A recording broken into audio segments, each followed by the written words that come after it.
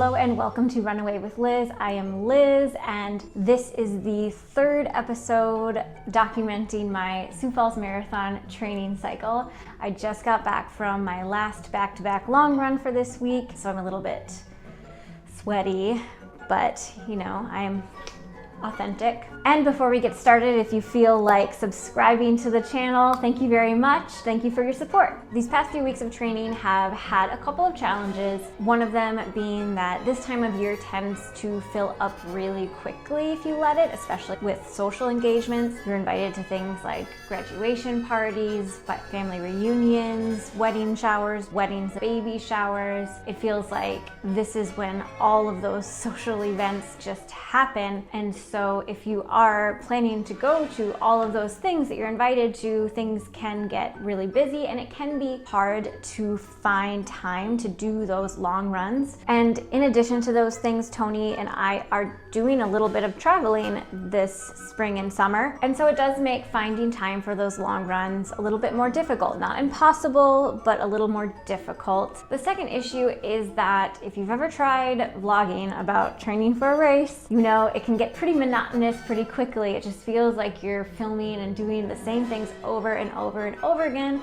and that's because you are. I feel like that's something that people don't always think about when they're signing up for a race. You're thinking about how cool it's going to be, how epic it's going to be to run a marathon or an ultra marathon or whatever it is that you're deciding to sign up for, and you're not thinking about the day in, day out routine that you're going to be doing over and over and over again. Can I come say goodbye to you, Liz? And have a fun run. Enjoy it. It's a nice day for a run. Yeah. Because that's just what training is conditioning your body to have a little bit more and more stress, and you're just doing the same things over and over and over again. And so keeping things mentally stimulating can sometimes be a challenge that you run into when you're dealing with a training cycle that's as long as a marathon or an ultra marathon training cycle. So that's something that I am starting to run into. Unless I'm out on a trail, in which I usually don't listen to anything, I will listen to podcasts on my runs. What are you going to listen to?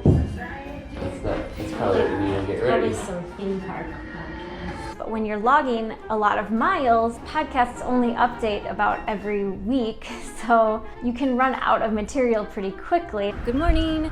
Tony and I just got back from New Orleans, and this morning I'm gonna go out for a little 4-mile run. I did not do any running in New Orleans. We were there for 4 nights, so it's been a little while. One thing that I wanted to mention that I've started to do different is I started to listen to audiobooks on my runs, which I've never done before. I've heard some people really like to do that, especially for the long runs, and I always thought it would kind of drag a little bit, but my podcasts were getting a little bit dry and they weren't updating as much, and so I was like not sure what I should listen to on my runs last week, and so I decided to try audiobooks. I started to listen to an audiobook on Spotify, which are just free, and I do not recommend that. I mean, the one that I listened to switched between narrators every chapter, and so every chapter you kind of had to re-familiarize yourself with a new personality giving you the story. But I am a member of our local library, and I learned that they do have audiobooks that you can check out, and so I checked out Agatha Christie's Murder on the Orient Express. I feel like I've heard a lot about Agatha Christie lately.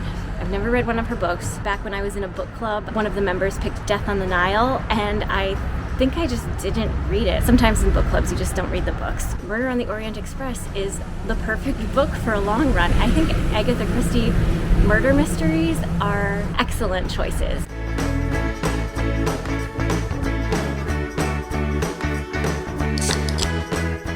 Just to summarize a little bit over the past weeks, I did get most of the miles that I planned in during these previous weeks. There were a couple skipped runs. I'm not going to go through it day by day this time, but I'm also pleased to have done a little bit of yoga. I've settled on 20 to 30 minute yoga videos, and while that's not a long time, I think it does still make a difference. I do not film the yoga sessions because in my opinion, if you film your yoga, it stops being yoga. I think it's very difficult for it to not become performative.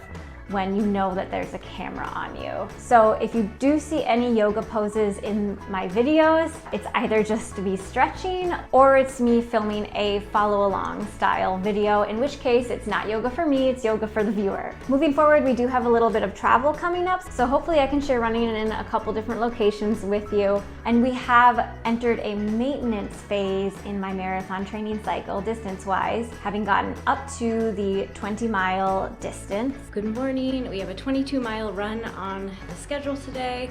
Tony's going to join me for 2 of them, and it's an out and back. So he's going to run 2 miles out, and then he's going to turn around and go on back. So he's doing 4 miles total. My gels are totally out after this run, so I'm going to be purchasing some new fuel, and I think I'm going to try something different, maybe the Goo Roctane ones. They're a little intense and a little bit more expensive, but I thought this would be a good opportunity to try it since it's summer, it's a little more hot, so the higher sodium amount in the gels might be more helpful. But for today, we're just sticking with our old Cliff gels, which I've said it before, the only reason that I use this Cliff brand is because it is the cheapest one that I can find. It's not because it's any better or worse than any other kind of brand, but it is just like what I've been used to for quite a few months now. So ready to try something different.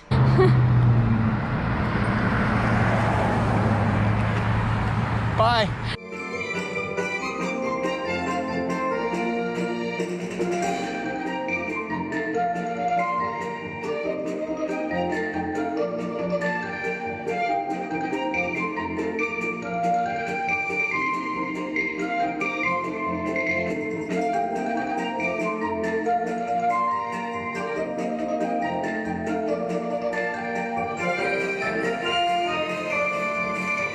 Like I said at the beginning of this training series, I am following kind of a hybrid of the Train Like a Mother Marathon Own It plan and an ultra training plan, and I've mashed them together. But regardless, it does mean that I have ramped up quite a bit of high mileage pretty early in the training cycle, and we're just going to be maintaining that, just getting very comfortable with those long distances.